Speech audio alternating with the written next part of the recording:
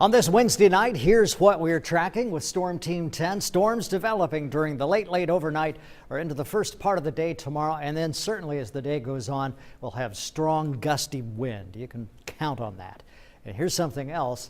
It looks to me like we'll have at least some periods of heavy rain, and that's going to create some flooding, at least localized flooding in places where there is just nowhere for the water to go because of drainage being blocked up because of ice and snow or because of low-lying areas in people's yards and places like that. And so you know the places that usually tend to flood, and I think this is a case where that's going to happen. Here you can see by a look at the clouds and the radar how these showers, even a few thunder showers, are now moving across Missouri and into the far western portion of Illinois. So it's going to be a while before the rain gets here.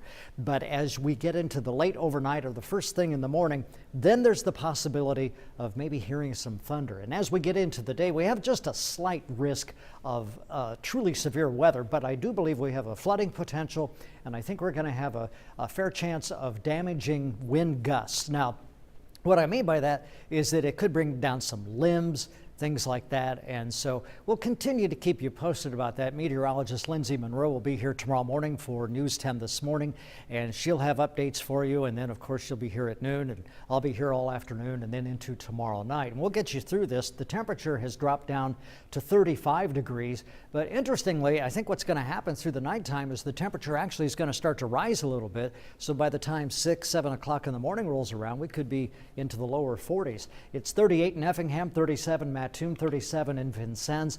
The wind right now starting to come from the southeast or the east at 5 or 8 miles per hour. It will be much more windy as we get into the day tomorrow, as we get this center of low pressure which is coming along. Actually, it's going to be farther to the north of us, but it's dragging a cold front along. So here's tomorrow morning at 6 a.m. This is Eastern time. Looks like the rain's starting to move in. And then as we go through the day, looks like showers, maybe some thunderstorms. Some of those could be a little stronger, and they'll be pushed along by some colder air coming in behind this. But in the meantime, a daytime high tomorrow could just nudge up to right at about 60 degrees. And then here's tomorrow night at 7 p.m. It looks like we'll be dealing with maybe some periods of heavy rain and certainly some very windy conditions until this cold front goes through. And then eventually this rain, this stormy weather moves out of here, and some cooler air then tries to settle in after that. So tonight, storms very late tonight, fog and rising temps. An overnight low tonight down to about 35. So we may actually have hit the overnight low before it starts to rise.